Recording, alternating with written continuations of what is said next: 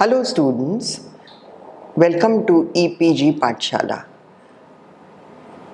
This is related to the course on fields of social work practice. I'm going to talk about the subsection on competencies needed for social work practice in family studies. I am Leena Kashyap. I have retired now. I was former Deputy Director and Emeritus Professor at the Tata Institute of Social Sciences, Mumbai.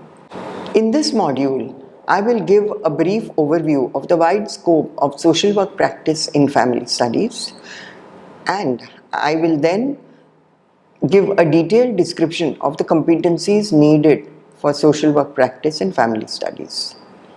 So these are the two major objectives of this particular subsection.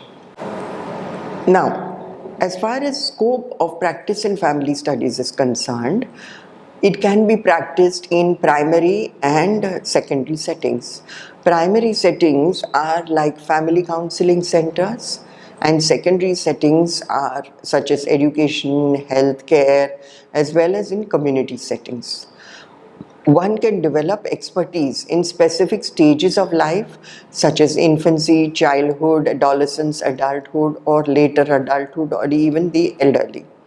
Or the focus of practice can be on certain topics or issues such as sexuality, health and wellness, parenting, adoption, relationships, family law, family policy, family resource management, poverty, immigration, just to name a few. You can also practice as family life educators, counselors, or therapists, or in family case management. Now, these are all the practice areas and roles that have been suggested by the National Council on Family Relations in 2004. As you may have realized in the last two sections, the emerging demands from this field of social work and the diversity and practice calls for certain specific knowledge, value base and skills which have to be added to your repertoire of generic social work knowledge, value base and skills. You need to add these so as to achieve competence in social work in family studies. Now, I'm going to go through each competency one by one, explain it briefly. The first one is that you need to not only identify yourself as a trained social worker, you need to identify yourself as a family studies social worker as well. How will you do that? By operationalizing your strong belief in the notion of democracy, self-determination, and the centrality of the family unit in people's lives. By actively collaborating with the family unit and by assisting the family unit in identifying and using its assets and strengths to cope with its problems or to meet its needs. Also, you need to actively develop interdisciplinary collaborations with other social science educators, researchers and practitioners for promoting family well-being. The second competency that you need to achieve is that you need to be very ethical in your practice. Now, as far as social workers are concerned, our professional decisions are based on the code of ethics drawn up by the National Association of Social Workers, as well as the ethical principles and guidelines for family scientists drawn up by the National Council for Family Relations. I would urge you to look at both these guidelines which are available on the net. You need to demonstrate respect for each family unit's individuality and dignity, and a right of acceptance, self-determination and empowerment. Sometimes, and this is important to say because sometimes we talk about all families in a very generic way, as if they have everything in common and there's nothing unique about them. Actually, every family is unique and individual in its own way. and you need to be able to respect that. You also will need to demonstrate a belief that all families, regardless of caste, class, religion, or family structure, have the right to be included in society, have a right to access to required services, and have outcomes equal to other family units. So to be treated as normal as any other family unit. You need to demonstrate that you honor the racial, ethical, and cultural and socio-economic diversity of families. You also need to show commitment to work for the elimination of oppression of vulnerable families as a unit and oppression of the family unit of any of its members. Because families are oppressed by certain environmental factors, but family members within a family are also oppressed by family norms and values. The third component and the third competency that you need to achieve is that you need to develop self-awareness for effective practice. Now, as a social worker, of course, you need to be self-aware. But when you, as a family social worker, you need to be aware about your assumptions about families, and that families have certain different structures, like you may have single parent families, or they may have certain lifestyles, such as families of homosexuals parents, or are from low socioeconomic status, or have certain belief systems, such as the belief in, say for example, indigenous healers, or are less healthy, functional, or desirable than others. So we need to be aware of our own assumptions about families with different structures. We need to demonstrate respect for the structural and cultural uniqueness of each individual family. I'm saying it here again because I need to emphasize this. We need to recognize and accept racial and ethnic differences as well as urban, rural, tribal differences among families, and not put them on the same level. And you need to provide interventions keeping all the above in mind.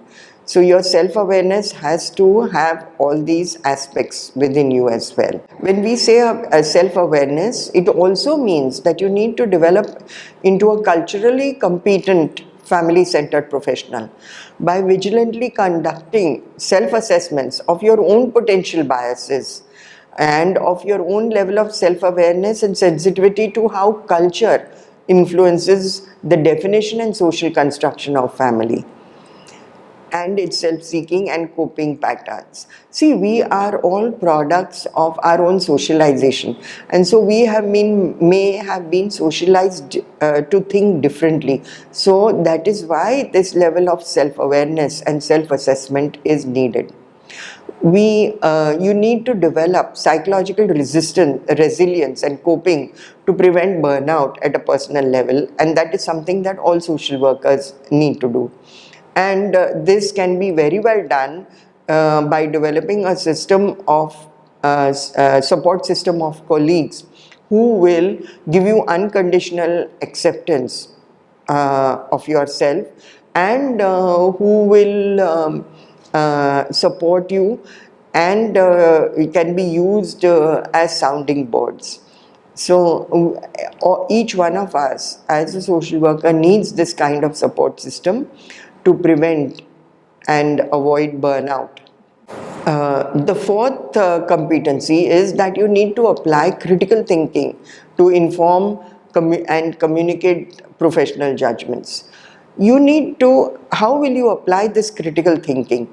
You need to first examine the key changes brought about by globalization on family relationships and lifestyles in India and its impact on the individual family unit.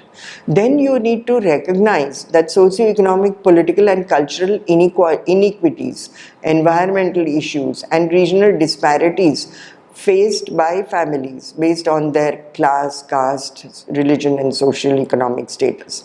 So once you have recognized and examined these key changes, then you will have a multi-focused knowledge of human functioning and behavior, And you will also have knowledge about the socio-economic and legal factors that have resulted in whatever stigmatization, discrimination, marginalization or social isolation that the family, many of the family units whom you work with will have faced. Once having done that, then you will imagine the change, then you will need to also examine the changes that have been brought about by globalization, which I talked in my first subsection on family relations and lifestyles, and how it impacts the individual family unit. So you need to recognize that these are changes that we need to recognize, examine and acknowledge. Then you need to apply your critical thinking about the structure in which the services are delivered. Whether your NGO or the practice that you are offering expects the family to fit into what you are offering, or that you tailor make the services to each family's individual needs. So you need to look at that as well. Then you need to cooperate with and partner with other professionals and organizations to provide services to mutual clients. You also need to be aware of other resources that may benefit your clients and make appropriate referrals for them. And you need to lastly develop the capacity for self-reflection, creativity, critical inquiry and evidence-based family-centered practice. Now, you need to engage with diversity and difference in practice. Now, I have talked quite a bit about how families are unique. Every family is unique, and structures, they may have varying structures, they may have varying socio-economic differences. So, when I talk about diversity, having a diversity practice, I'm talking about first thing, understanding difference, and also understanding the dynamics related to privilege, power, intergroup relationships, and oppression and their effects on the well-being of families. So I'm talking about both these things when I'm talking about the diversity perspective. And you also need to develop an attitude towards professional social work that is inclusive, that genuinely values differences and variation and taps on the natural curiosity about differences. So you need to be able to be inclusive in your practice. And to become really diversity competent, you will need to critically examine your own knowledge for distortions or prejudices or stereotypes, and eliminate the influence of personal bias and values in your practice. Because as I said earlier, we are all products of our own socialization, and because of that socialization, we may come into our practice with a lot of preconceived stereotypes and prejudices or distortions. So we need to critically examine that. You need to be able to demonstrate your ability to competently address gender-based dilemmas in your practice with families, related to respecting the family's cultural values, even if when they conflict with your own personal and professional systems. So if you come across, you are in, you have a family where they do not respect all the family members equally, and this conflicts with your value system, you need to be able to still address this and respect the family's cultural values. Now, the sixth competency is about advocating for social justice and social and economic justice. See, social work is a human rights profession, and so it is our responsibility to protect and promote the human rights of individuals. It is also as a family social worker, it is also our responsibility to protect the rights of families.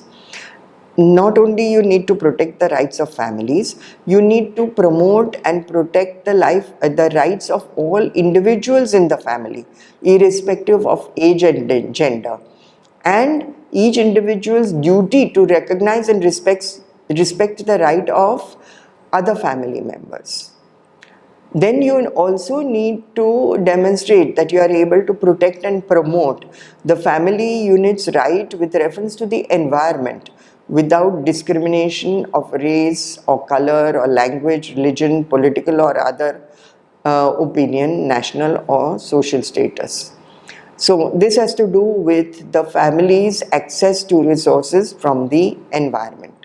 So your practice actually needs to include a continuum of coordinated services for vulnerable families or families at risk who have experienced family violence, which will reduce their risk for child or domestic abuse and improve individual and family functioning. The seventh competency is that you need to apply knowledge of human behavior and social environment. For this, you will first need to comprehend the current realities of families in the historical, socio-political, economic and environmental context. I have talked quite a bit about these contexts,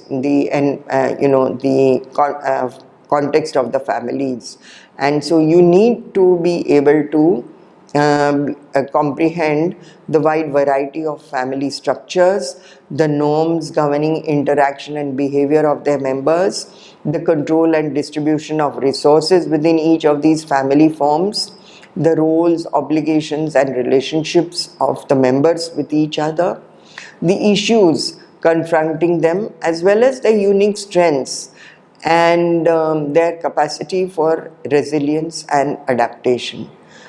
And you also need to apply your understanding of the legislative, programmatic, political, economic and theoretical formulations which are fundamental to delivery service. You will need to demonstrate that you can effectively critique and apply this knowledge to understand the person and the environment.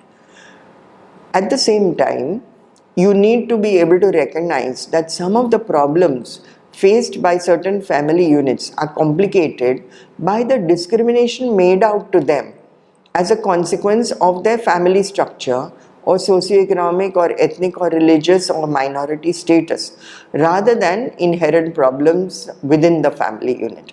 So what I'm trying to say is that the family unit sure has certain problems, but these problems get complicated by the environmental factors, by the discrimination meted out for them because of their other characteristics that the family has.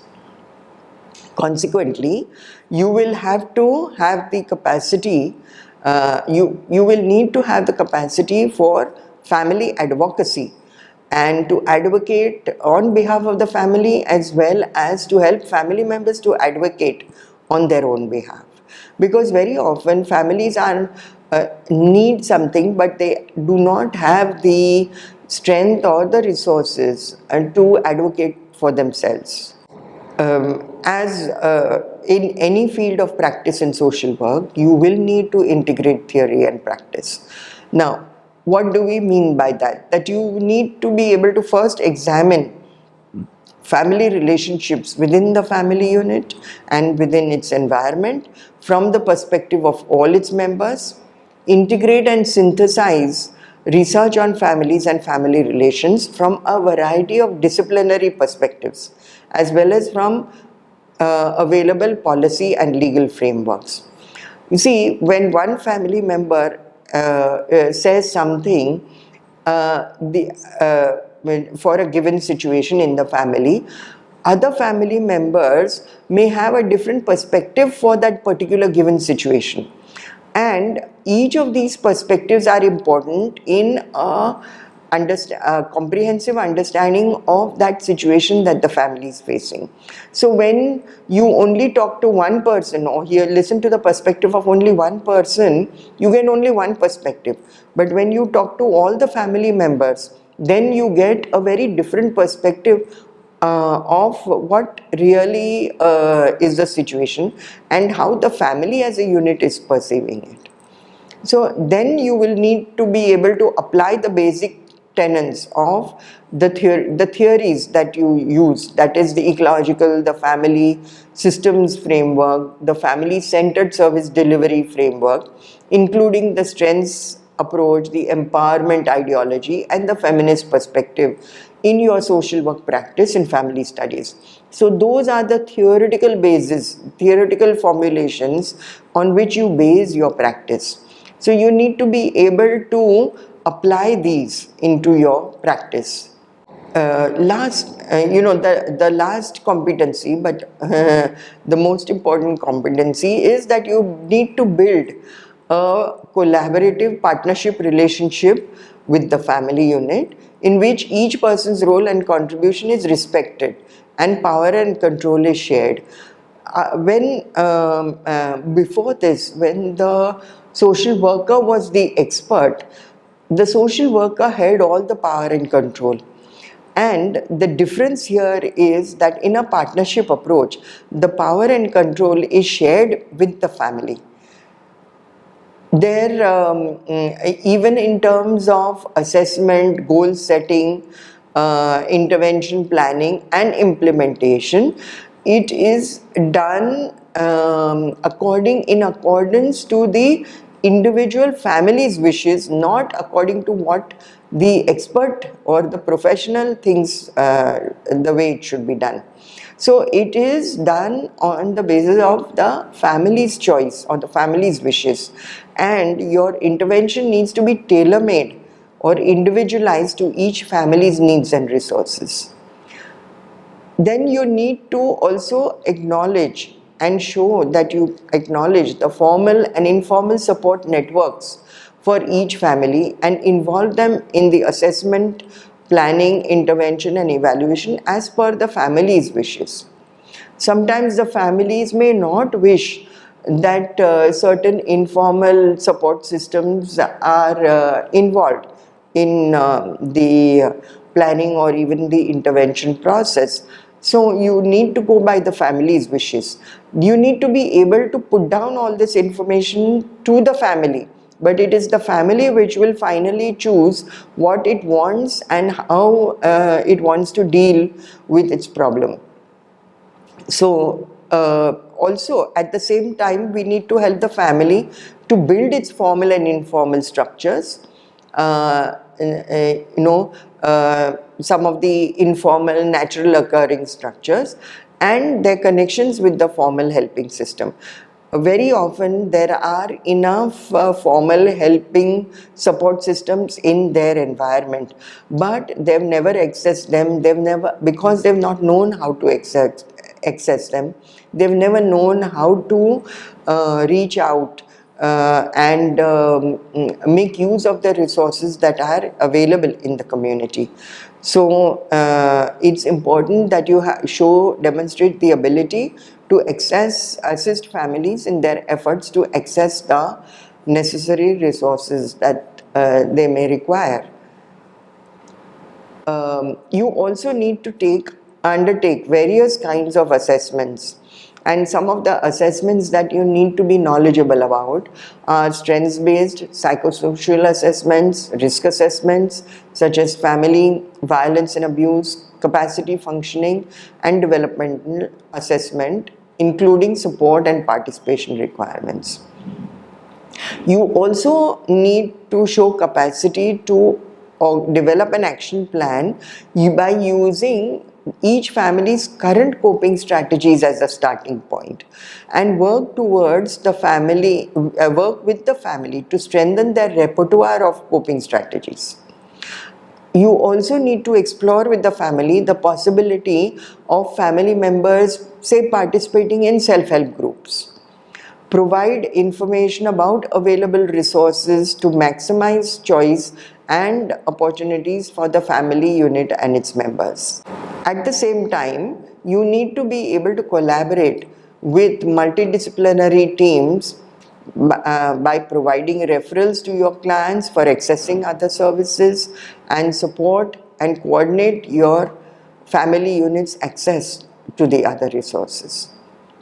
Basically, your intervention, what I'm really trying to say is that your intervention needs to be individualized, it needs to be flexible, it needs to be responsive to the family's identified needs, and it needs to be focused on strengthening and supporting family functioning. You need to be able to help families identify their own strengths and assets, and that they have, rather than correcting their weaknesses. As such a strategy will actually empower them.